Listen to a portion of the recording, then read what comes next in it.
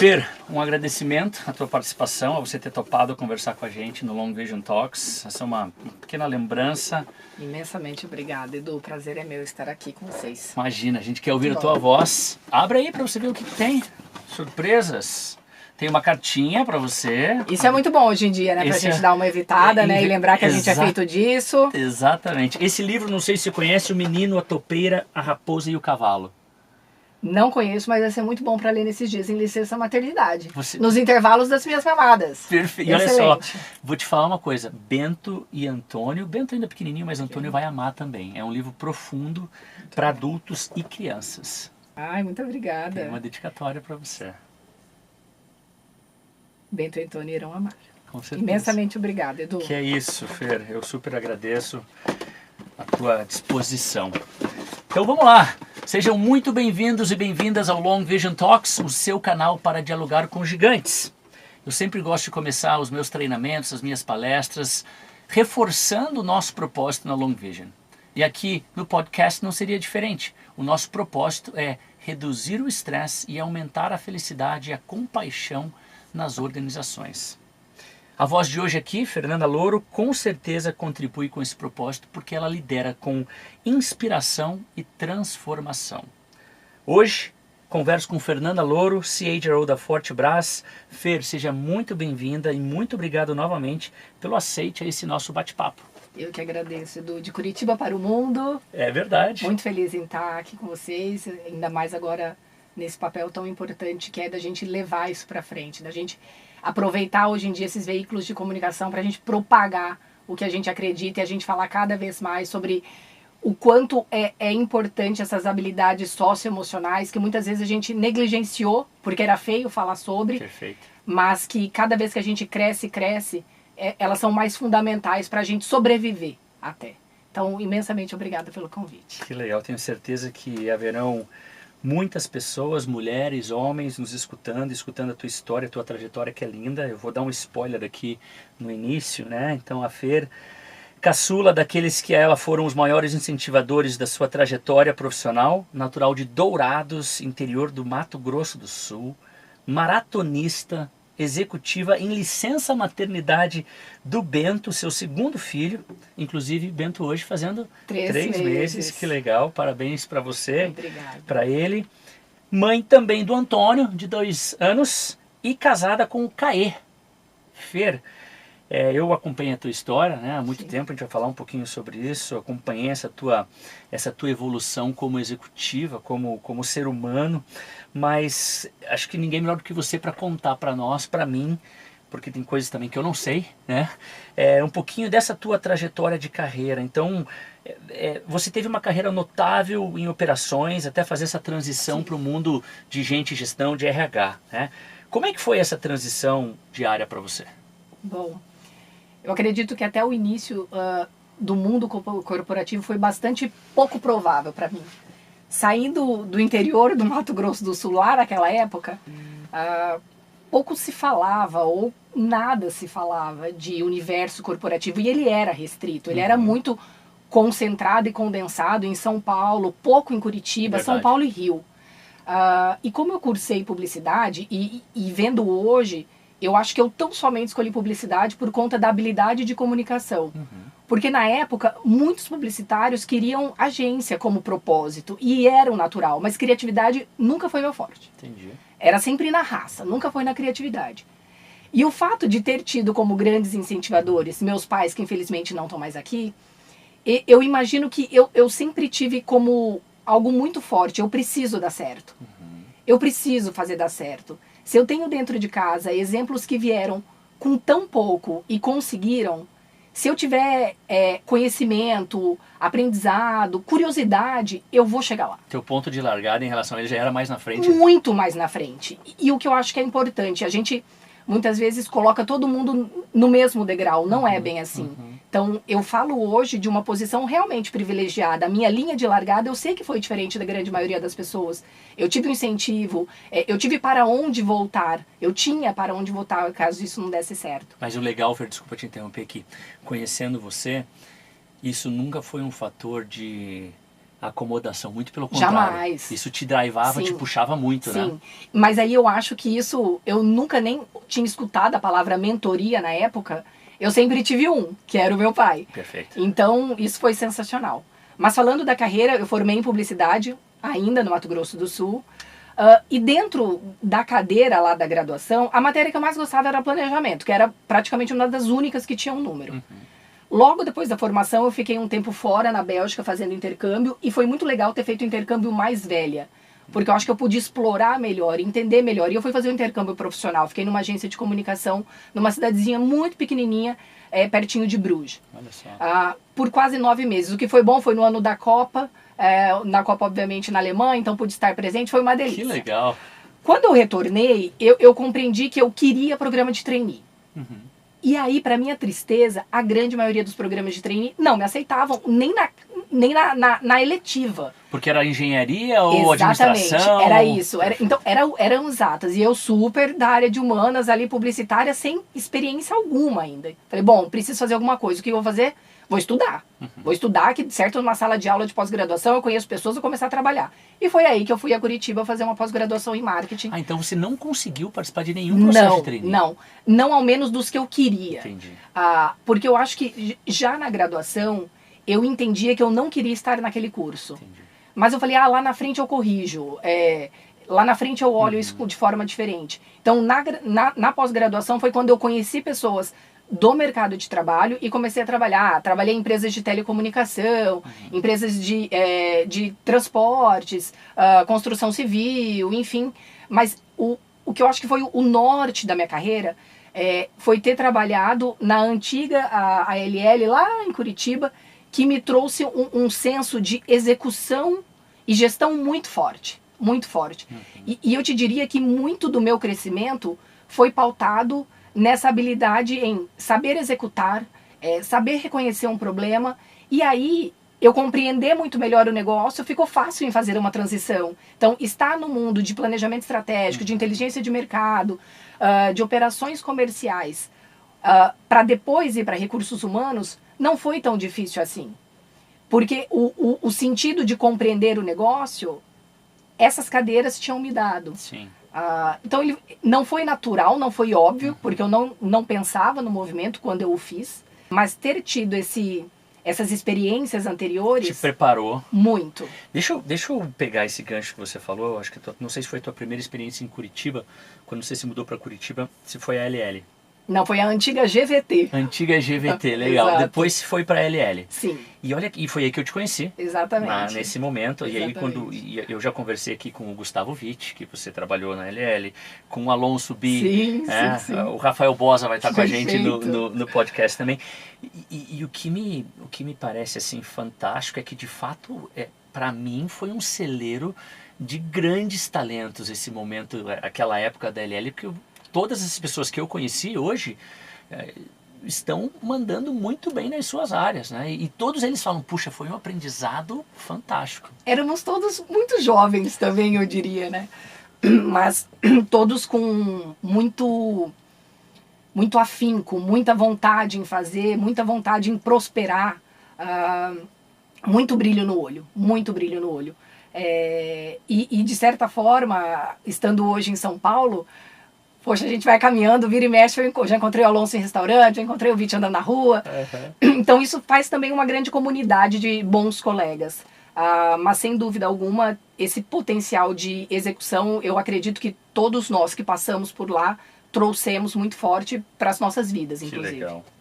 Vamos lá, vamos seguir, porque tem muita coisa legal pra gente falar aqui. E aí eu tenho uma série de perguntas, curiosidades, né? E é claro, como eu falei aqui, a gente vai às vezes desviando um pouquinho aqui do nosso roteiro, mas me diga o seguinte, Fer, o que você acha, ou quais habilidades você acha, né, da sua experiência anterior, você considera mais valiosa na sua atual função? Você falou um pouco dessa capacidade de execução, de planejamento, mas tem mais alguma outra coisa? Tem uma que eu não diria que é uma habilidade e que eu vou possivelmente explorar bastante com você aqui hoje, que eu acho que aí falando aqui como mulher e executiva é importante, que é posicionamento. Opa. Eu entendo que desde lá de trás eu consegui me posicionar. Eu consegui ter bastante clareza, seja a mim, seja para quem estava na mesa, sobre o que eu queria, como eu queria e o que eu iria fazer para chegar nesse lugar. E acredito que pouco se fala sobre posicionamento desta forma. Então, em uma transição de carreira, tá tudo certo você não compreender algumas coisas. Por exemplo, o meu maior desafio nessa transição foi não ter o lado técnico de recursos humanos. Por exemplo, vamos falar sobre planos de remuneração. Eu não tinha o domínio de anos de experiência nessa cadeira. Vamos falar sobre formas de treinamento. Isso já ficava um pouco mais fácil porque eu havia tido vários treinamentos, inclusive contigo. Verdade. Mas também eu não tinha acesso a muita rede de contatos sobre recursos humanos. Então, o maior desafio foi um aspecto técnico e um pouco de networking, ou seja, eu não conhecia tantos colegas que estavam nesta cadeira onde eu estou hoje. Diferente do momento atual, que hoje em dia há grupos que a gente conversa, enfim.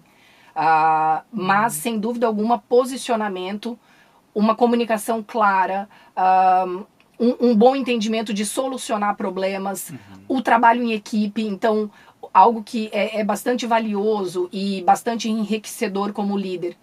Em todas as cadeiras onde eu passei de liderança, ao eu assumir um desafio novo, quem ficou naquela cadeira foi alguém que eu havia contratado e ou formado.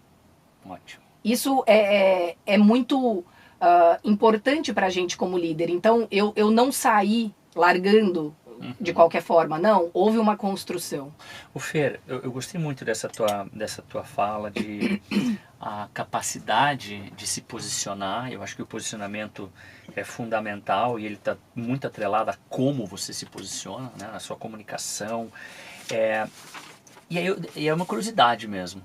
Esse posicionamento, você acha que veio um pouco até do teu histórico familiar, né? Você como caçula, você aprendeu ou precisou se posicionar, algo com o teu pai que puxava isso de você também, ou tua mãe, ou foi meio que já era de você isso? Entendo que os dois. Um pouco meu, um pouco de sobrevivência no início do mundo corporativo. O mundo corporativo não é que ele é difícil às mulheres. Lá atrás ele não era tão provável às mulheres. É muito diferente de hoje em dia. Mas eu acredito que o lado de onde eu vim, como eu fui educada, foi mais importante até do que esse outro ponto do mundo corporativo ter poucas mulheres. Eu me recordo sempre de importante sentir medo, mas não deixar de fazer algo porque eu estou com medo. Perfeito. E esse posicionamento está muito aí. Obviamente, o não é uma resposta também, né? Então, a gente saber se colocar e, de novo, eu acho que ter clareza do que a gente quer faz tudo ficar um pouco mais fácil. Sim. E quando a gente fala ainda de mundo corporativo, hoje em dia ele é muito maduro para muita coisa. Lá atrás, não. Então, era tudo muito bagunçado no começo. Mas, por entender onde eu queria chegar, eu sempre tive muito claro. Eu quero minha independência financeira. Eu não quero depender de ninguém. E eu quero uma cadeira número 1 de alguma área. Eu muitas vezes me colocava, inclusive, marcos. Legal. Então até o ano tal eu quero aquilo. Até 35 eu quero estar nesta posição. Você sempre foi muito movida a objetivos, né? Muito. Metas. E aí eu vou conectar com... Quando eu comecei a te dar aula de inglês, aí lá se vão vários anos. Mais de uma década? Muito mais de uma década. E eu vou falar um pouquinho sobre preparação, sobre se desenvolver, estudo, porque sempre me marcou o fato como você era muito disciplinado. Então, às vezes a gente fazia aula de inglês 7h30 da manhã, você já tinha corrido 10 quilômetros. Acordava 5 horas da manhã, chegava na hora que eu chegava para dar aula, você já tinha corrido 10 km. Então, eu vejo que essa tua disciplina, ela é constante. E eu queria ver como é que foi isso para você se desenvolver, para você se preparar para essa mudança. Ou você falou um pouquinho de mentoria que você teve dentro de casa, mas quais outras experiências específicas você, né, o que te ajudou? Eu lembro naquela época que você fez um curso de finance, um curso, né, que você foi para fora fazer um curso de finanças. Me conta um pouquinho dessa tua jornada de desenvolvimento. eu acho que o fato de talvez nunca ter sido a melhor aluna da classe fez com que o esforço fosse para mim muito mais importante do que a inteligência, que não era um dom nato, digamos assim. Eu tinha que estudar para ir bem. Nunca foi simplesmente assistir a aula e tirar nota 10. Nunca foi isso. Então, desde sempre, não entendendo que isso era uma disciplina ou qualquer coisa do gênero, eu buscava ir atrás. Então, ninguém falava em aprendizado contínuo lá atrás.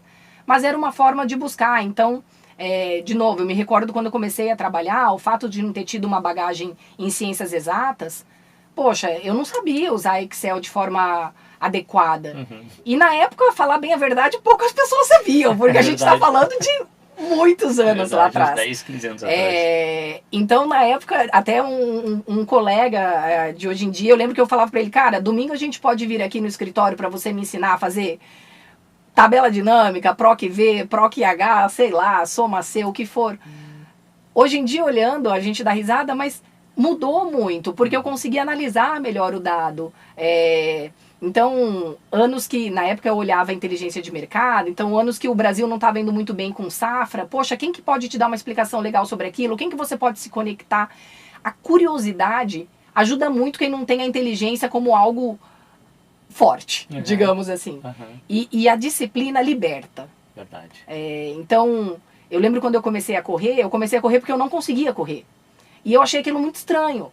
Eu estava na academia e eu olhava para o lado, as pessoas correndo, eu tentava correr. Eu não conseguia. Falei, gente, mas eu tenho 2 pernas, como eu não consigo correr?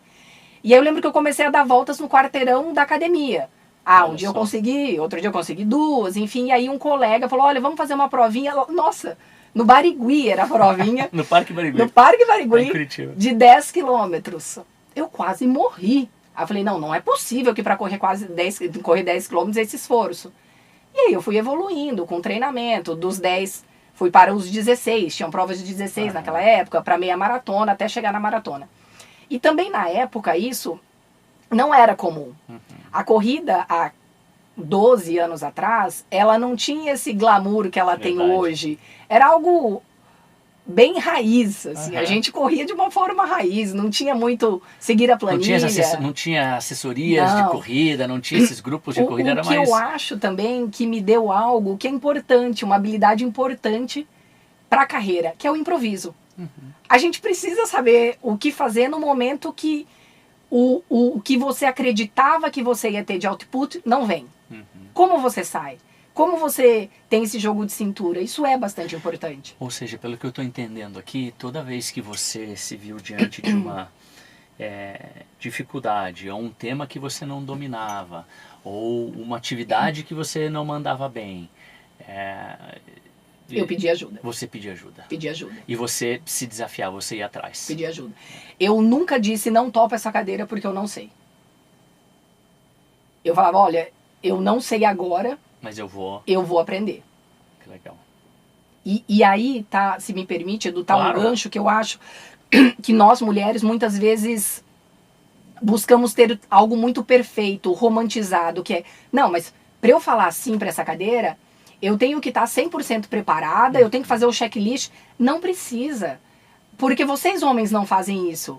Mas talvez há um ímpeto natural que vocês falam, vou assumir. Você sabe, talvez até por um aspecto lá atrás de sobrevivência, algo assim. Você sabe que, puxa, eu tenho conversado, essas conversas, né, esses podcasts têm sido tão ricos, eu tenho conversei com várias mulheres, né, com a Andrea, que é a CEO do Grupo Elian, com a Patrícia Bobato, que é a CHRO do Grupo Tigre, a Camila Girundi, que hoje está como VP de RH do Quinto Andar, e todas elas, se eu não me engano, trouxeram esse lado da mulher ter uma autocobrança gigantesca, né, talvez maior até que os homens, de que tem que estar tudo perfeito, senão eu não posso sentar nessa cadeira, como você falou, eu não tenho todo esse conhecimento. Então, isso de fato, você também sente isso? Ou você... Sinto, ainda mais quando a gente foge do roteiro natural de ser mulher. Vamos lá. Você começou dizendo que eu vim lá do interior de uma cidade do Mato Grosso do Sul. Verdade. Era muito pouco provável hoje eu estar aqui frente a frente contigo falando. Verdade. Por quê? Porque a realidade a qual eu era exposta, aos 30 anos, possivelmente, eu teria que estar casada com filhos. E tá tudo certo, tá? Cada um tem suas escolhas, enfim. Mas aos 30 anos, quando eu não estava casada, eu já estava em posições de liderança. Quando eu voltava a Dourados para visitar minha família, conversava com parentes, colegas, eles achavam estranho. Então, você fugir do roteiro, muitas vezes desenhado lá atrás para as mulheres, ele é questionado. O que nós hoje precisamos fazer, estando em cadeiras de liderança, é isso. Falar sobre. Se eu puder ajudar uma, duas mulheres, essas duas ajudarem mais duas, a gente já vai criando cada vez mais essa comunidade sobre... Não existe roteiro, você faz o seu. Perfeito. A sequência do nosso papo vai ser muito sobre maternidade e carreira, né? Eu acho que a boa parte da nossa conversa vai ser sobre isso. Mas já que você está falando de liderança feminina, vamos lá. Que desafios, ou quais são os desafios em ser mulher em cargos de gestão? Pela sua trajetória e por onde você passou, né? Vamos tentar tangibilizar os desafios que você vivenciou. Que eu acho que eles podem ser similares para muitas mulheres, mas podem ser diferentes também. Para você, quais foram os grandes desafios? Eu acho que, para começar, eu já fui muito privilegiada quando eu converso com algumas colegas, que eu nunca precisei reforçar em nenhuma mesa o fato de eu ser mulher. Tá. Eu nunca tive nenhuma abordagem... sei lá, de assédio moral, qualquer coisa do gênero.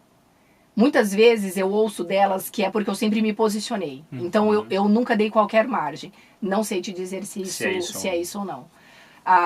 Mas, obviamente, já estive em mesa onde eu escutei muitas piadinhas, como, isso é batom na cueca. Poderia corrigir todas as piadas, sem dúvida, mas eu preciso entender que há um lastro histórico da sociedade muito grande quanto a isso. Verdade. Que o que eu posso ajudar para corrigir é estar aqui falando sobre. Né? Mas nunca sofri algo ruim por ser mulher no ambiente corporativo. Coisas que eu acho que são distintas, de novo, é o fato de algumas vezes, ainda que de certa forma inconsciente, eu mesma me questionar, poxa, será que é isso? Será que vai dar certo?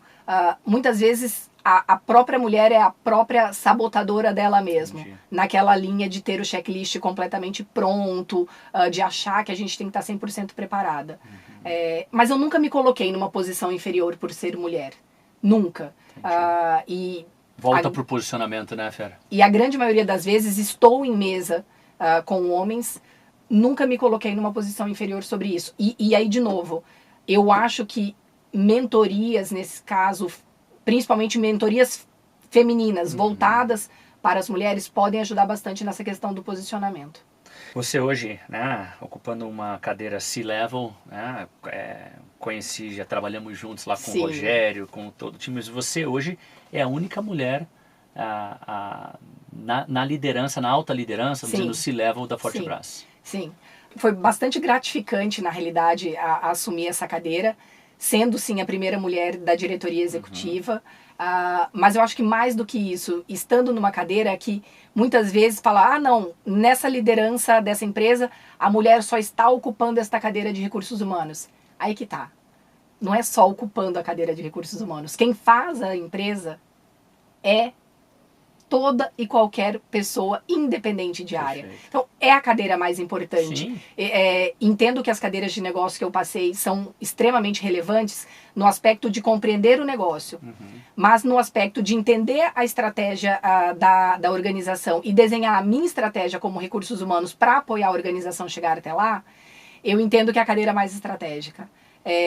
São as discussões mais interessantes, mais difíceis, mais calorosas também. Então é bem privilégio realmente estar nesta cadeira hoje e ser a única mulher. E muitas vezes provocar algumas discussões que são necessárias. Com certeza. Ô Fer, antes de a gente falar de maternidade e carreira com mais profundidade, quero pegar esse gancho aqui, está falando um pouquinho da cadeira que você ocupa hoje. Para quem não conhece a Fortebras, é uma empresa hoje do ramo de autopeças. Sim, nós já somos a maior empresa varejista de autopeças brasileira. Somos uma investida do Advent e crescemos através de 3 pilares. Crescemos primeiro através de um pilar de comprarmos outras empresas, e aqui está um grande primeiro desafio de recursos humanos, que é como que você integra toda essa nova galera. Embarca essa cultura. Sem perder, porque assim, lembrando, quando a gente compra uma empresa, eu compro porque essa empresa demonstra ter bastante perpetuidade. Como que eu garanto Potencial. isso? Como que eu não perco essas pessoas chaves? Então a gente cresce por esse primeiro pilar de aquisições. Um segundo pilar de crescimento orgânico. Então, como o nosso foco é varejo, temos mais de 14 bandeiras, mas escolhemos bandeiras mais estratégicas para sair realmente abrindo lojas ao longo do Brasil. E um terceiro pilar, que é portfólio. Então, muitas vezes a gente compra uma empresa que é focada na linha mecânica. Poxa, mas eu tenho portfólio de elétrica, por que não colocar elétrica nessa marca? Então, são essas três vertentes de crescimento. Hoje, já somos mais de 5 mil colaboradores. Temos empresas, lojas, enfim, realmente de norte a sul do país. E com detalhes e particularidades bastante interessantes em cada região. E esse olhar de recursos humanos para isso é fundamental.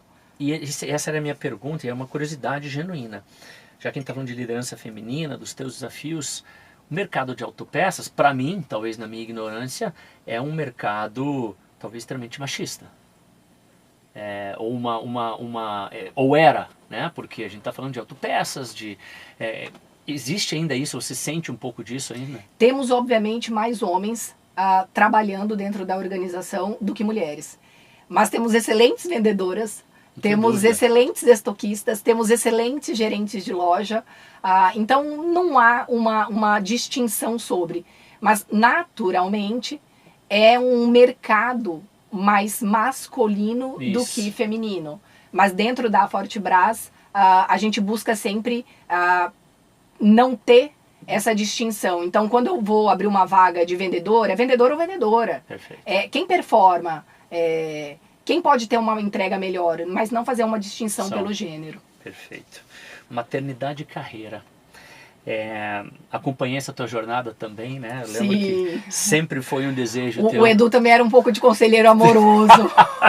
Boas aulas de inglês ajudavam, né? Exatamente. É verdade. E como é que você descreve essa jornada? Que eu lembro que você tinha um desejo muito grande de ser mãe. Sim. Você sempre, eu quero ser mãe. Como é que você descreve essa jornada de equilibrar a maternidade hoje com 2 filhos, né? 3 meses o Bento, e 2 anos e 1 mês o Antônio, com as demandas profissionais? Quais foram, aí de novo, né, os maiores desafios que você enfrentou ou que ainda enfrenta? Como é que é fazer essa... Descreve para nós essa jornada de equilibrar isso. Eu sempre tive muito desejo de ter a minha família. Fui bastante agraciada por ter bons pais por muitos e muitos anos. Então eu falava, poxa, que interessante é ver esse crescimento, né? Eu fico imaginando eu lá pequenininha, se meu pai estivesse vendo aqui hoje, minha mãe, que legal. E eu sempre quis ter isso. Eu casei um pouco mais velha e aí não foi por focar na carreira. O meu marido apareceu depois. O príncipe chegou um pouquinho mais tarde. O príncipe chegou um pouquinho tarde. E eu acho que aí o fato do príncipe também ter chegado tarde me colocou também numa posição, de novo, privilegiada de construir uma rede de apoio bastante sólida para que quando eu estou no escritório trabalhando, produzindo, eu realmente estar lá. Entendi. E aí eu acho que começa a gente falar de diferenças, sabe? Vamos lá. Por exemplo, poxa, um cargo de uma analista júnior de uma empresa, eventualmente casou cedo, engravidou, enfim. O retorno dela, se ela não consegue construir uma rede de apoio, ele não é tão feliz, propício, quanto foi o meu. Entendi. Isso é algo que a gente precisa reconhecer. E talvez aí já entra uma mudança que as empresas fizeram obrigadas, que foi a época da pandemia, onde tivemos mais flexibilidade. E aí, a gente manter essa flexibilidade, a gente aceitar essa flexibilidade. Entender a necessidade. Entender a necessidade é fundamental para proporcionarmos mais pessoas. E lembrando, quem não é mãe, tem mãe, ou já teve uma. Então, é essencial compreendermos esse tema. Mas hoje, Talvez a maior dificuldade é entender que eu não estarei em casa para muitas coisas. Por exemplo, eu não vi o primeiro passinho do meu filho, eu não vi algumas primeiras coisas acontecerem. Me trouxe culpa? Honestamente, não. Que bom. Porque eu sempre imaginei que o dia que ele compreender que eu gosto de trabalhar, que eu gosto do que eu faço, ele vai falar, poxa, a mamãe tá feliz. Que bom. Então tá tudo bem. Outra coisa muito importante, e aí eu sei que ninguém escolhe, né? Mas se você puder ter um parceiro, não é que te ajuda, mas que ele participa, é fundamental também. Então lá em casa não tem, o Caê ajuda. Não, o Caê é pai. Foi uma conversa, vamos ter filhos? Então você trabalha, eu trabalho, ninguém vai abrir mão dos seus trabalhos. Como que a gente faz isso tudo? Isso é bem importante também.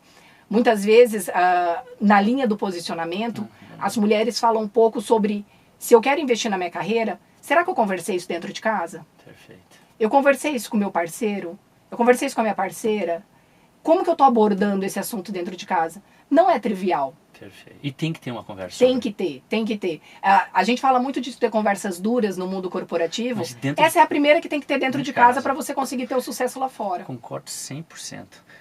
Deu medo depois do Antônio? Muito. Tipo, vou conseguir voltar? Não, medo do que a gente encontra hoje.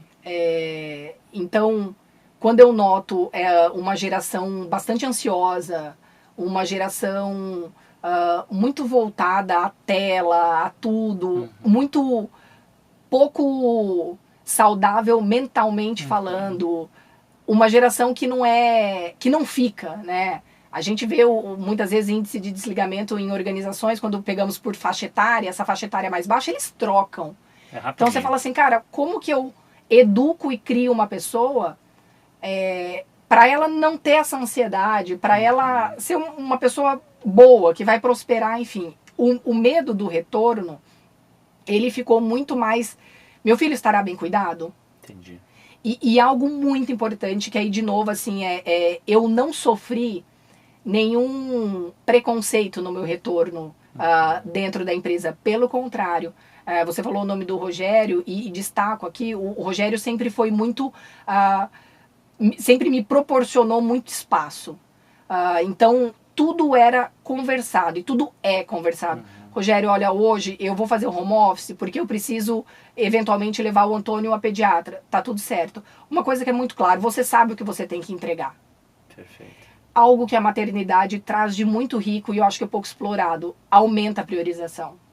Às 7 horas da manhã, possivelmente, enquanto a maioria dos homens ou estão dormindo ou estão fazendo seus esportes, a mulher que é mãe, ela tem que arrumar o filho para ir para a escola, ela tem que se virar. Então, ela já teve alguns desafios dentro de casa que traz um fundamento de priorização bastante importante. Quando a gente fala de estar no escritório, a gente faz render muito mais. Você sabe que é legal você falar isso. Eu tenho 3 filhos, né? O Pedrinho hoje com 18, o Henrique com 16, fez 16 ontem, e o Felipinho com 5. Eu sempre fiquei muito tempo fora de casa, né? Então eu saía cedo, e na época da escola eu saía cedo e voltava à tarde, dava aula até às 10. Os meus momentos com os meninos eram justamente nesse início da manhã, ou seja, esse primeiro papel lá em casa quem fazia era eu. Era o primeiro mamar, trocar a primeira fralda, e aí eu entregava para Renata, ó, que tá com você, agora tá prontinho. Era o momento que eu tinha com ele, ou no início ou no final do dia. O tempo de qualidade. Era o tempo de qualidade, né? E você falou do Rogério, para quem está nos escutando, para quem não conhece, o Rogério é o CEO do Grupo Fortebras, uma pessoa fantástica também. Vou até convidar ele para participar na terceira Rogério jornada. Messias, estarás Rogério, aqui. estarás aqui com certeza, tenho um carinho muito grande por ele. Mas vamos lá, você já falou que, né, foi bem acolhida na volta, falou um pouquinho sobre medo, falou um pouquinho sobre a maneira forçada que a pandemia nos ajudou as empresas, as pessoas a entenderem essa necessidade de adaptação, de flexibilização, né? E eu acho que a minha pergunta está muito em linha com isso. Na sua opinião, quais são as principais mudanças que as empresas ainda precisam fazer para apoiar melhor as mães no ambiente de trabalho? O que mais pode ser feito? Você como mãe, numa cadeira de gente, gestão, recursos humanos, Você enxerga mais coisas que podem ser feitas? Você sabe que é interessante, porque aí nessa linha de dias de comemorações, quando é Dia das Mães, na grande maioria das empresas, o que nós, mulheres, mães, recebemos? Um chocolate, um batom, uma palestra. Se realmente queremos ter mais mulheres mães no mercado de trabalho, o que poderíamos fazer diferente? Faz uma salinha de amamentação. Prioriza um dia de home office para essa mãe. Prioriza o dia que for ter, eventualmente, a reunião da escola do filho, para ela estar presente. Há formas, inclusive mais baratas do que a gente comprar, sei lá quantos mil chocolates, sei lá quantas mil flores, e que realmente mudam. Deixar o simbólico, porque uma flor e um chocolate é simbólico. Mas ter a atitude, ter a ação. Proporcionar uma experiência... Faz toda a diferença. Para mãe com filho, tempo de qualidade, ou o que ela valoriza de... Eu vou te dar um exemplo da questão da amamentação. Eu tenho a graça de poder amamentar e amamento exclusivamente, enfim. Mas quando você volta para o trabalho, você quer continuar amamentando, sei lá, até quanto tempo? Se isso não tem uma estrutura mínima, é um pouco complicado. Sim. E vamos lá, não é a realidade brasileira. Verdade. Essa. E de novo, eu acho que assim, como que a gente pode também ajudar mais? Poxa, vale a pena a gente falar mais de liderança feminina? Vale mais a gente falar sobre palestras de conciliação de carreira e maternidade? Vale a pena a gente criar comunidades dentro da empresa, grupos de trabalho para discutir sobre, entender que você não precisa carregar a culpa, que está todo mundo no mesmo barco. As dores podem ser diferentes, mas o sentimento, o amor de mãe, ele é igual. Eu acho que verbalizar, falar muito mais sobre. E isso, pelo menos, já está sendo feito. E talvez, estou pensando alto aqui com você, né? Talvez até perguntar para as mães, o que seria legal para você como um... É isso, é isso. E talvez a gente não consiga, as empresas não consigam Eu imagino atender. que pouquíssimas mães vão falar que gostaria de receber uma flor ou um chocolate. Então, exatamente. Puxa, eu queria poder ir na festinha de Dia das Mães do meu filho, da minha filha, que é às 9 da manhã ou às 4 da tarde e eu tô aqui. Exatamente. Né? Feira, a gente gosta muito de escutar histórias, causos, né? Você podia compartilhar alguma experiência ou alguma situação onde a maternidade influenciou positivamente a sua perspectiva, a sua abordagem profissional, ou seja, ser mãe, ter virado mãe, mudou um pouco a tua abordagem profissional? Você pode compartilhar? E aí eu acho que não é um exemplo, mas são atitudes diárias que a maternidade transformou. Eu diria que eu fiquei um pouco mais empática. Eu achava um pouco não óbvio quando as pessoas falavam: não, mas quem é mãe no trabalho é um pouco diferente. Eu falava, que babaquice. Mas realmente é. A gente se torna mais empático. E aí eu acho que, de novo, é porque hoje eu entendo que dentro de casa eu preciso construir algo melhor para o meu filho. E quando eu me conecto com isso, eu preciso entregar para esse mundo algo melhor. Eu vou ser uma pessoa melhor onde quer que eu esteja. Boa. E isso, eu imagino que, de novo, e eu acho que é importante, eu era uma pessoa feliz antes de ser mãe. Tá? Então, eu não sou feliz hoje porque sou mãe. São amores diferentes. Perfeito. E aí, realmente, você é pai de 3 filhos, é um amor indescritível. Sim. Que você fala, eu preciso operar melhor, eu preciso ser melhor. E aí eu acho que você melhora em tudo. Então, você se torna mais empático no escritório. Você se torna mais empático ao ver alguém entrar no escritório, talvez um pouco cabisbaixo, você falar, tá tudo bem? A você começar uma reunião falando bom dia, olhando no olho de todo mundo. É um pouco daquilo, né? A gente nunca sabe de fato o que é ser um pai e uma mãe até que a gente se torna um. Exatamente. A gente se torna filhos melhores. Sem dúvida. Depois que nós Sem somos dúvida. pais e mães, né? E eu gostei muito dessa tua fala. Isso transborda, não fica no mundo corporativo. A gente não consegue ser só melhor dentro de casa para o meu filho. Eu vou ser uma mãe melhor, eu vou ser uma líder melhor, eu vou ser uma colega de trabalho melhor, eu vou ser... eu acho que você fica mais disponível para ajudar o outro. Muitas vezes a gente fala, a gente fica com menos tempo. Eu concordo. Poxa, quão rico é uma noite bem dormida. Como é bom você ter um tempo ali sozinho, às vezes no silêncio. Há um pouco tempo eu não tenho isso, mas tá tudo bem, eu sei que é uma fase. Mas você se torna mais disposto a ajudar o outro. E aí essa empatia, ela vai para tudo. E realmente conecta. Então, antes, eu já queria muito ajudar mais mulheres. Hoje em dia é quase como que eu me sentisse na obrigação. É uma missão de vida, você tem que. E aí você sai daquela história do subjetivo da palavra genuíno, ou até mesmo, muita gente fala sobre propósito. Você fala, cara, eu preciso entregar algo melhor. Eu tenho 2 seres humanos dentro de casa que precisam estar num mundo melhor. E eu sou responsável por eles. Então, o que eu puder fazer em todos os aspectos da minha vida, para que eles tenham isso, eu vou fazer. E o trabalho é uma parte importante. Sim.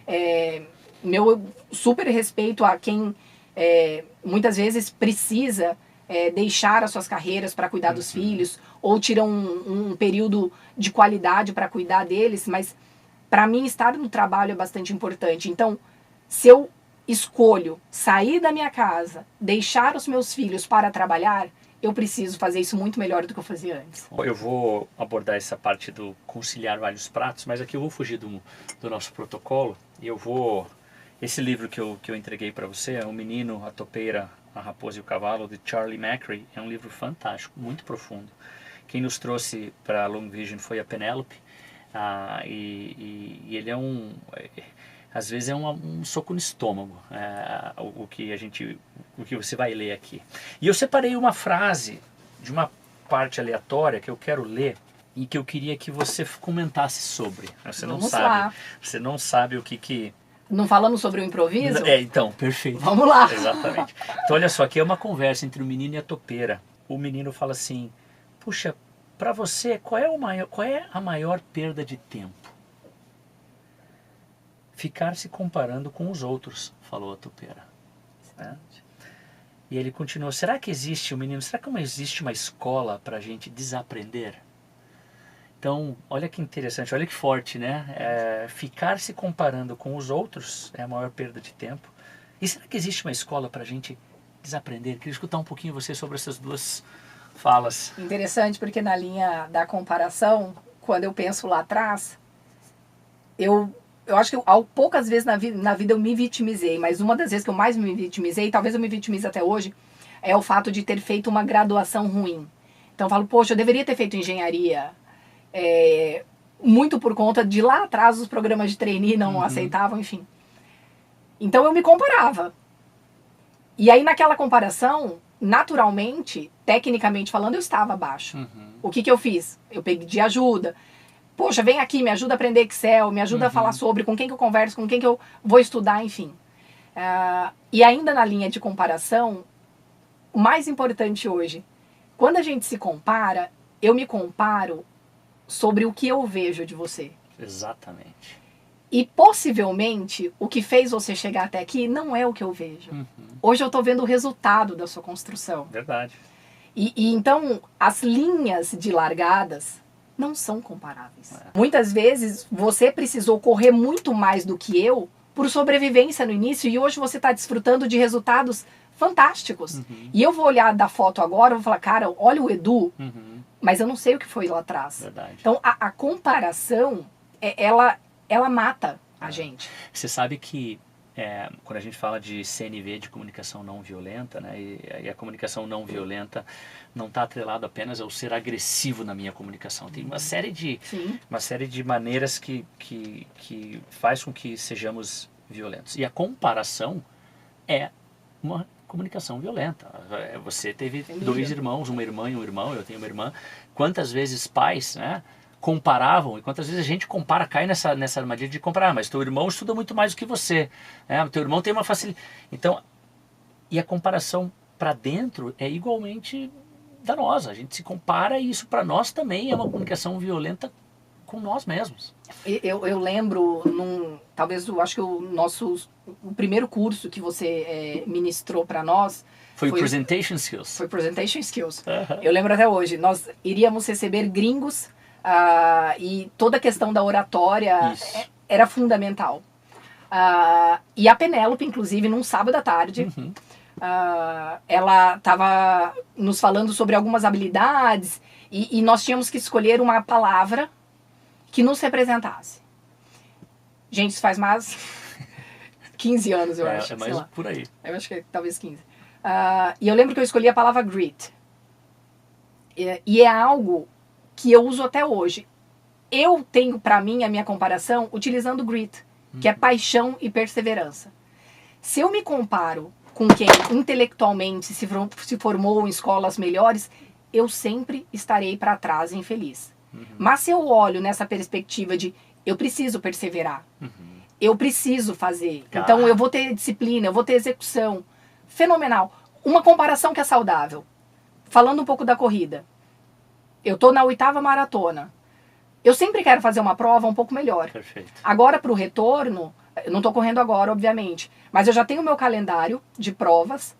Eu estou com 41 anos. O que eu quero fazer até o 45? E com 45, na linha de marcos, eu quero fazer a maratona de Boston, mas eu quero fazer com qualifier. Ou seja, a maratona de Boston é como se fosse um unicórnio aos maratonistas.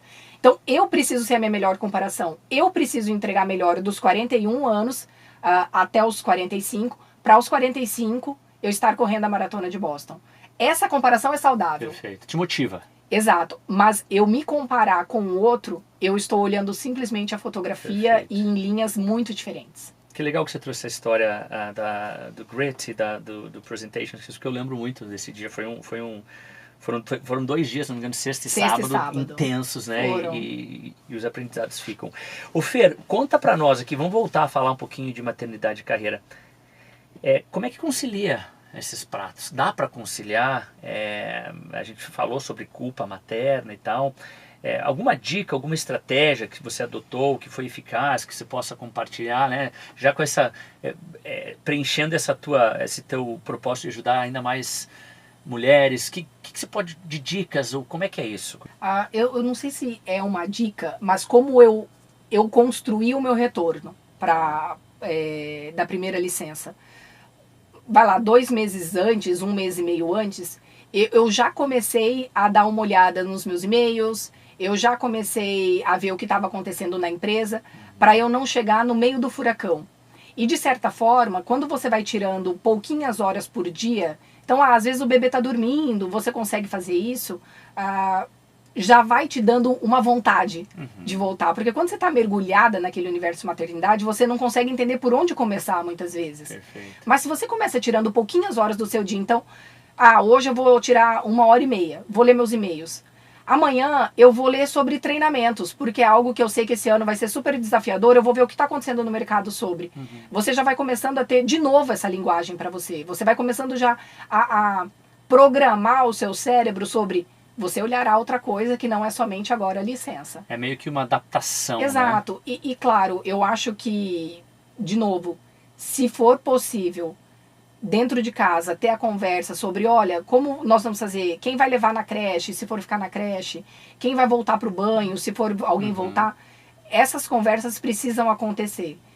Para o retorno ser um retorno mais tranquilo.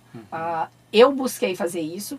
De novo, entendo que eu falo hoje de uma posição bastante privilegiada, que me proporcionou ter essas conversas e ter essa rede de apoio, mas algo que aí não precisa ter rede de apoio nem nada, mas se você puder ir conversando com uma pessoa aqui, com uma pessoa ali, oi, o que está acontecendo na empresa, o que a nossa área está vendo, vai buscar um pouco desse conteúdo, ajuda já a dar uma oxigenada boa no retorno. A gente falou de comparação aqui, eu não quero comparar, mas eu queria saber quais são as diferenças, ou quais foram as diferenças da tua primeira licença maternidade com o Antônio, e agora que você está no meio da tua licença com o Bento. Teve alguma diferença? Muito. A segunda maternidade, pelo menos para mim, ela já está mais leve.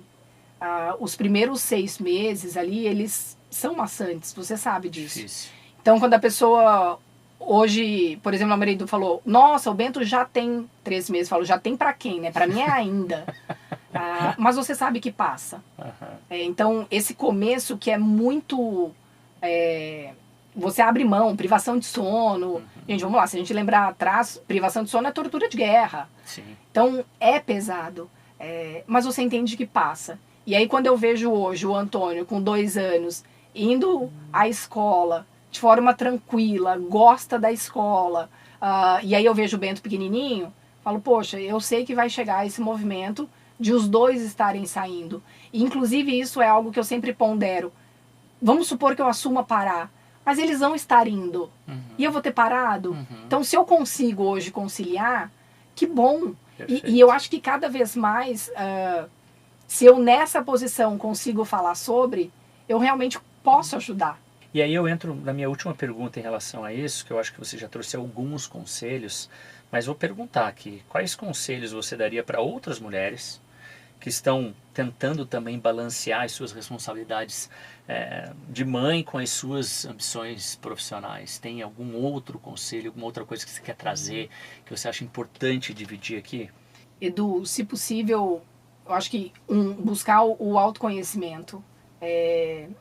A gente vem de um viés de pensamento muito forte, de culpa, de abrir mão, que se a minha geração começar a conseguir quebrar, já tá ótimo. É um grande avanço. É um grande avanço. Então, realmente, tentar não se cobrar tanto. Tentar não fazer o checklist. Ter uma conversa com o seu gestor. Então, tem mulheres que ficam com receio de falar que estão grávidas. Tem mulheres que ficam com receio de falar, nossa, mas eu posso falar que eu quero engravidar? Gente, ter filhos, gerar uma criança, não é e não deveria ser um problema em nenhum lugar. Com certeza. Então, ter essas conversas abertas, ter essas conversas, esses diálogos dentro da empresa, dentro de casa, e para o retorno, ir preparando de forma lenta o que está acontecendo no contexto da empresa é importante. E aí, falando, eu acho que de transição até de carreira, se alguma coisa boa pintar para a mulher como oportunidade, não diga não. Que legal. Tente. Se não der certo, pelo menos você tentou. Mas o checklist ele não tem que estar 100% preenchido, porque não existe isso. Tem tanto que eu preciso aprender na cadeira onde eu estou, mas muito, seja do aspecto técnico, seja do aspecto também comportamental. Você fazia muito checklist? Fazia. Muito. Muito. Hoje em dia, bem menos. De novo, acho que hoje em dia a gente busca... Eu acho que eu não pontuei aqui, né? Eu falei muito da mentoria do meu pai, mas eu tive processos de mentorias formais. O que me ajudou enormemente. Você ouvir de alguém extremamente mais experiente do que você, preferencialmente que você admira, te traz uma tranquilidade. Com certeza. Porque aí eu tô vendo além da fotografia, né? Com certeza. Você escutar um profissional que você admira, o que ele já passou, você fala, olha aí. Tá tudo bem. Tá tudo bem. Né? É normal, vou passar por isso também. Exatamente. Sermos vulneráveis. Eu acho que você tocou num ponto aqui que pode ser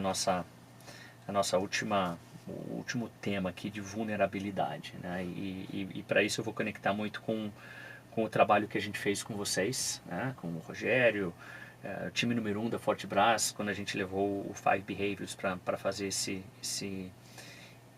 momento e depois a sequência. Eu tenho perguntado para quem está sentando aqui na mesa comigo, conversando, e passou por essa jornada dos 5 comportamentos das equipes coesas com a gente. O que mais mudou no time? E agora, né, deixamos um pouquinho a maternidade de lado, vamos falar um pouquinho, voltar aqui para o mundo corporativo. O que mais mudou no time? O que mais mudou para você, ter passado por aquela experiência? No time, confiança e empatia. Certamente. Nos tornamos, sendo redundante, mais coesos. Nos tornamos, além de colegas profissionais, olhares sobre pessoas. Então, perguntar se está tudo bem, o oferecer ajuda, isso melhorou muito. Nós sempre tivemos, e você vai lembrar na época, as nossas notas de resultado eram sempre fantásticas, porque é todo mundo com muito sangue no olho. Mas aquela pirâmide de confiança, de novo, a pirâmide é a fundação ali, ela melhorou enormemente. E nós cascateamos, isso foi muito rico.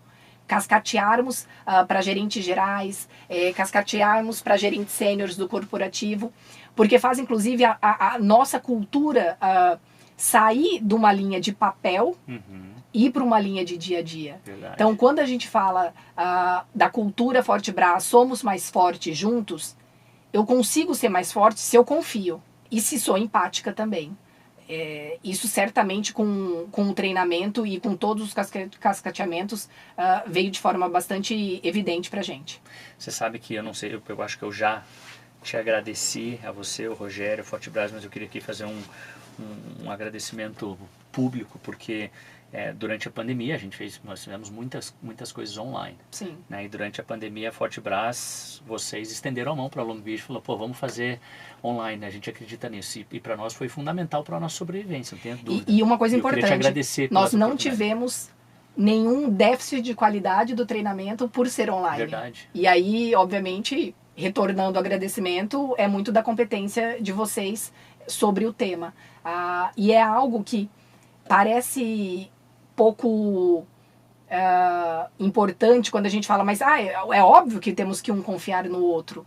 Mas quando a gente leva isso para o mundo corporativo, não é tão óbvio assim. Perfeito. E aí, quando rodamos todos os questionários, quando nos expomos um frente ao outro, sendo vulnerável, colocando qual é seu principal medo, eu entender o medo do outro, cara, é por isso que aquele cara perde o chão dele. Perfeito. Então eu não vou atingir ele dessa forma. Perfeito. Como que eu consigo ir pela tangente? Antes eu fazia sem saber. Exatamente. Hoje eu tenho uma escolha. Você traz para consciência. Eu tenho uma escolha. Exato. Então você entender o maior medo, você entender a maior dor, você sai da fotografia, você entender o maior desejo. E aí, quando a gente fala do maior desejo, você nota que está muito pautado na família. Total. Principalmente quem tem filhos, o maior desejo, cara, eu quero que meus filhos estejam bem, eu quero que minha esposa, que meu marido esteja bem. E aí você fala, olha só, por que eu não perguntei isso antes? Pô, que legal, não, fico feliz, fico super feliz e aqui gratidão eterna. A gente está chegando na parte final da nossa conversa, tudo que é bom passa rápido, né? Papo muito gostoso. Mas eu queria fechar aqui com uma pergunta, como é que você enxerga o futuro das mulheres em posição de liderança? Eu acho que hoje você ocupa uma cadeira muito legal e você tem conexão, né, com, por exemplo, com o fundo, onde tem muitas mulheres lá no Advent que sentem em cadeiras de liderança, mas especialmente para aquelas que também são mães, né? Como é que você enxerga esse futuro? Eu vejo dias melhores do que temos hoje. Realmente acredito que finalmente a gente fala sobre o assunto não somente por falar.